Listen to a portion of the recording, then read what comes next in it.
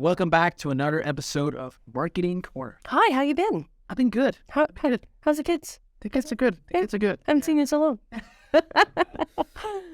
Those tuning in, we just survived December and January, which has been awful. I'm not gonna lie. My kids have been sick all the time. Yes. It was not when timing wise was not the best time to start your own business when you're December, January. Just mental note for anyone else. We've got kids Hurtling into a recession? What? hurtling into a recession with 2 sick kids for a month or two. Oh, Bless your wife. I'm still. Your actual wife. Not your podcast wife, but your actual one who actually has to put up with you. And bless her. She's been struggling, but she's hardcore. Shout out to Camilla. Yeah, we both have wives that call Camilla. Yeah. Yeah. Shout out to my Camilla doesn't give a shit. She's a doctor. She doesn't listen to anything. But That's super practical to have a doctor when your kids are sick. oh yeah, I'm Because she's just gonna be like, yeah, don't worry. she's so chill. I'm like, she sneezed and maybe it's tuberculosis. And Camilla's like, stop. She's fine. Everything's fine. So it is very practical, but she doesn't care anything about marketing. Which is kind of nice because I don't have any. My wife doesn't care about marketing either. No. Not really. It's not really reflected. Yeah, our Camillas, our silent partners, keeping us going. Shout out to the Camillas. Yeah, shout out to Camilla. Everyone, Camilla out there. I don't know if we're gonna keep this part. No, but I love this part. We're gonna keep this. We're gonna keep this. Keep it rough. Getting it out. If you guys don't like this, tune out. Yeah. Whatever. So today we're talking about pricing models. Ooh. Pricing pages, pricing models. Really cool topic, huge topic. So much to say, so little time. You have a lot to say about this one. I do. Yes. Would you? Because I don't. I have something. I'm sure it's in there. It's in there. It's in there. Yeah. So We'll pull it out. Yeah, I'll pull it out. We'll pull it out. But let's kick it off. So how are you today on pricing pages in terms? Have you done a pricing page revamp recently with Onamondo or something? We're about to. Okay. But we'll set the scene. Yeah. SaaS businesses hate putting prices on their pricing page Why is that? because we're all liars. No. Yes. No. No, I think for us, at least in the companies I've worked in, that the package, because it's a software-based package, it depends on number of users. It depends on the different features you want. There's so many different... Complex. It's complex. And if you put a price on it, you're probably not going to be able to stick to that price depending what the individual wants. So do you lowball it and get them in and then disappoint? Do you put it too high and then they never come in at all? So it's easier, again, in air quotes, to just put up, contact us. Gotcha. That's been my experience. I don't know if you've worked anywhere that's had a price on your pricing page. No. Yeah. Trustpilot. I think Trustpilot Did Trustpilot did. Trustpilot did. But Templify didn't. Still doesn't have. I think. Compliant was a small stint, but they didn't have it either. And United FinTech definitely doesn't. Yep. So I recently had a discussion with a few people. Because some people were like, "Yeah, we should always have pricing no matter what." I'm like, I wish I could agree. It's kind of I really wish I could agree. But I've also found it to be really hard sometimes. Mm-hmm. For Templify, I think it's doable. I haven't been there a while, so it's been a few years. So, Templify is listening. Please correct me if I'm wrong here. But I think it's technically possible. It should be possible. There's a lot of moving mechanisms in Templify pricing. So I understand why they haven't done it. I know I tried to solve it back then. It's it's complex. With United FinTech, I think it's borderline impossible. And the reason being is, for United FinTech, as an example, where I worked in the past, right now they just acquired their 5th company, meaning they have 5 companies with a minimum of 1 to up to 3 products in each. There's 15 different products, and they are so different. It's not just this is a feature add-on. No. It's 15 completely different products. Yeah. So how do you make a pricing page that contains 15 products? And how do you make a pricing page that when you buy the 6th company, which will happen eventually quite soon, hopefully for them, that needs to add that and doesn't fuck up everything else. Yep. And you don't need to change that every 3 months. That one is really hard. And here I honestly, I don't know where to start. Yeah. And that's you're not unique. And I don't think I've ever worked in a company that had a price on a pricing page. Yeah. A SaaS company. And yeah, so there's a lot of reasons why we don't. So I just wanted to share with our listeners a little experiment we did at Onamondo, because we face this as well. When we look at our competitors, and my demand gen manager, Tice, shout out to Tice, did a wonderful kind of competitor analysis of who puts pricing on their pricing page in our competitors, and many don't, but some do. and we sell a product that is perhaps more expensive, but it's because you get all the bells and whistles, you have a lot of features that you can't get with our competitors, and no one knows that. Yeah. So when you're talking about this feature that internally makes so much sense, but to someone else who is shopping, it's like, you have a price, you don't have a price. Yeah. Who am I going to talk to? Yeah, exactly. Who am I going to put into my bucket of, here's my RFP? It's probably the people with the prices, because I can look and go, boom. So we wanted to run an experiment at Onamundo where I wanted to put a price on a pricing page. Because also I will say it was a data-driven decision. So we saw that there was about 1,000% increase in people visiting our pricing page, but a huge drop-off, a huge bounce rate. So they're looking for something and they're not getting it. And I'm assuming it's a price. Yes. That was my hypothesis. And so in a proper growth hacking process, which I won't go into the process, you'd be proud. But I did an ICE score. I did the whole shebang of how are we going to fix this? Love it. Yep. And we did waste. Oh, yeah, I know. And you'd be proud. That's why I want to do a whole different episode of this growth hacking process. But we did the whole ICE score. We assessed the impact, the confidence, the ease. And even though, so we had different ideas. We had adding a price on the pricing page, which had a very, very low-ish impact, but very high in ease. And then we also had like tiering, which had very high impact, but low ease because it's a very difficult thing to do. So we had like a bunch of different ideas. We did our average and we're like, okay, pricing on the pricing page, low hanging fruit. Let's put a price on the pricing page and see what happens. And so we spoke around, we met with people. It was lots of meetings. What is the best price? And we have this kind of package. It's like a starter pack that we were like, okay, we can contain this. Because the problem with the Onamundo pricing model is you pay for data, and that data, if you're in the UK, maybe that's going to be relatively inexpensive. But if you're in Somalia or Afghanistan, it's a bit more expensive to send data because it's so remote in many places. So it's hard for us to put a price on it. So we were like, okay, if these networks, this much data, we can kind of put in this package and say, this is the package you get for this price. Yes. So we met with everyone, sales and CS, and just making sure we got the price right. We put the price on the pricing page. Job done. Look, everyone, we did it. We launched it live on a Friday. And then on a Monday, I'm like, ooh, those conversions have gone down. And then on the Tuesday, and then on the Wednesday, we actually stopped the test. We stopped it because the conversions were dropping so much that we were like, okay, this has failed. So the experiment failed, but my hypothesis is we put a price, and the price is higher than our competitors because we put in our platform and what you get for our platform, but people don't know what our platform can do. And that's the thing about pricing. That danger. Is the thing, right? Mm-hmm. Like, I am all about transparent pricing. I mean, transparent pricing and being transparent about what you do and how you work. Because most of the reasons, let's be honest, that people don't show prices is because then they can fiddle with the prices. Yes. And then they can charge more. Mm-hmm. That's the prime reason people don't do it. Yeah. And that I'm against. But in your case, that's not the case, right? Yeah. So, yeah. It's tough. But the problem is, we have this amazing platform, but we don't have that PLG in place yet where you can see the platform. Yeah. And so we hadn't done enough in marketing to explain to people, or in the growth team rather, to explain to people the benefits of the platform. Yeah. We were just like, if someone's shopping their pricing page, they'll go to all the pricing pages for all the people that they're looking at, and they'll say, holy shit, I don't need this, because they don't know what else it comes with. So we're doing a V2 now with all those learnings.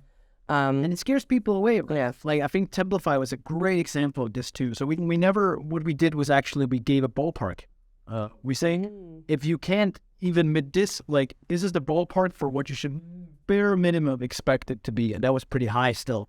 Yep. And if you can't even go to this point, like, we shouldn't talk. It's a waste of time. Yeah. And I think that's important to say too. It's like minimum of this. Yeah. To know, are you... Yeah. Use it as a filtering mechanism, right? Yeah. So just to say, like, hey, people, like, if you can't afford this, so, like, let's not waste our time. Jog on. This way, buddy. Here's the non-enterprise salesman. Do it yourself. Yeah. I think that's just the difficulty with pricing. And if you put yourself in the eyes of the consumer, right? If I'm shopping around and I've got a shit ton of stuff to do, I'm gonna go with the different prices I can see. These guys are this much. These guys are this much. These guys are this much. That's the thing, right? That's what people do. Yeah. Everyone knows that. We still don't do it. Yeah, we still don't do it. I'm like, it's hard but I also understand it, like, because like sometimes let's fucking take SparkForce, right? Like I made SparkForce, and when I come up with my website, the first version won't have a pricing page. The version I will have one very soon. I'm working on it, and I probably will show prices. I've been debating this because like once I show prices, it highlights my model specifically, and it locks you. You're locked. Yeah. You're really locked. It's like, because my pricing point is pretty high, and it's a pretty big package. You get a lot of really cool things. I don't think the pricing point per se is that high. I think it's a little bit high maybe, but it is. But worth it. It's worth it. It's a premium product, right? Yeah. So it's a premium product, and that's why I charge a lot, and that's the package. But my point is, what if somebody can't enter that? Am I at a stage where I'm okay with rejecting clients that could offer half, maybe just wanted half the package? Yeah.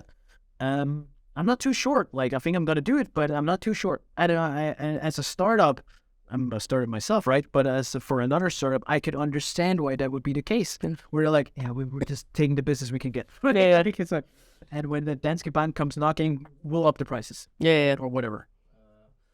So I understand where it's coming from. Yeah. I don't think it's always it's from a bad place.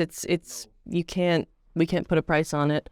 But actually what we're doing now, we've looked at the learnings. We're like, okay, this was too high. This price point was way too high. And that's what bit us in the ass. So we took it away, and our kind of conversion rate balanced out. So what we're doing now is what's really cool. And this is why I love growth hacking, the experiments, the data, because we have the data and we got buy-in from the tech team to do tiering prices. So they are pulling out features, and so we are now introducing a tiering model that we're going to be launching in about 2 weeks' time. Week 8, for those Danes out there, we're going to be launching, and we're going to have a super low basic package, and then we're going to have the middle package, and we're going to have different packages that you can opt in. We still have to do work on talking about the different value that you get in the package, but we can get that foot in the door. We can get that super low price point, that access point, and then we can talk to you about the benefits as opposed to... That's the thing pricing also does, right? Like, there's a whole other level. So one thing is like if you, like, everybody knows, if you don't have pricing on your page, you're like, okay, this is probably going to be expensive. Yeah. Right? Yeah. Okay. Yeah. So we can also work the other way. Like, not only to say, hey, here's how expensive it is, but also we're like, here's how cheap it is to get started. Yeah. Just get started. So get started pretty cheap. And the tiering is also a really good way.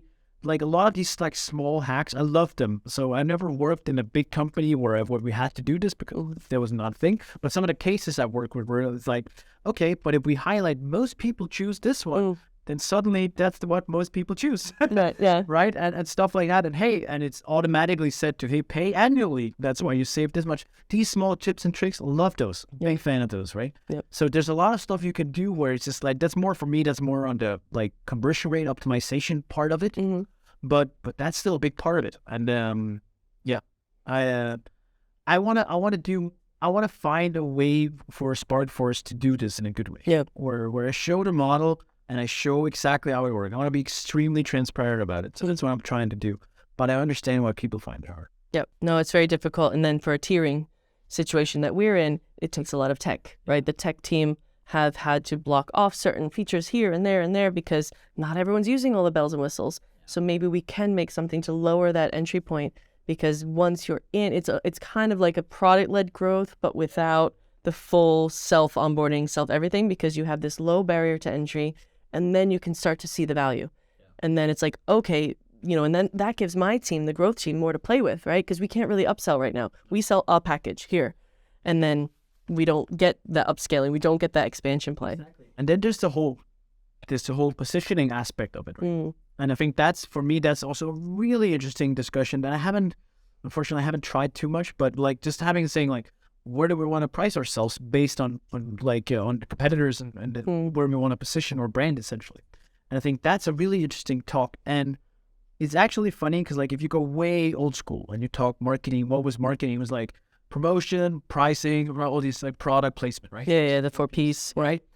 And pricing was part of that. Yeah. And I felt like lately in the last, maybe I don't know when I say it, with SaaS it's come back a bit, but before that at least marketing was not a part of pricing. Yeah. No, it was like sales that decided what the pricing should be. Yeah. Or maybe what product. We get the lead in front of you and you work them. Yeah. Work it, right? Yeah. So, but you can use pricing as a marketing strategy. And I think that's where it also becomes interesting. because you can, like, if you identify, okay, all these different competitors are pricing it for this. What if we add this feature and then charge a little bit more and stuff like that? Those exercises are so cool. Yeah, it's been fun. I mean, it's been stressful, but I think now the opportunities that we have, especially from a growth team who, again, we are a growth team, so we focus on the 4 pillars of growth of acquisition, activation, retention, and expansion. Yeah. And we haven't been able to do much with expansion. The only thing we could really do was like one of our ways of increasing revenue is if you order more SIM cards and put those devices online. So we would put a little button that's like, order more SIM cards. That was all we could do in the newsletter. But now we can target people. We can say, hey, you've got this package. Did you know if you had this package, these are the things that you could do. Let's talk. Like, there's so much more we could play with. And as a marketer, that's a lot of fun. That gives us a little bit more, I want a wiggle room. But let me ask you this, because this comes up a lot. If you were shopping for a SaaS product, Yes. would you be put off by the cheapest? Would you assume the cheapest was shit? Because this comes up a lot of don't be the cheapest, but don't be the most expensive.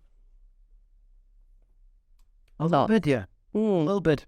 Not a little bit. Depends on the tool. Yeah. For a CRM tool, 100% yeah. But is that because you have brand loyalty to a HubSpot, or is it because yeah? See, that's the other day. Like, that's a good point. yeah, I'd pay more for this. That comes back to finding your why.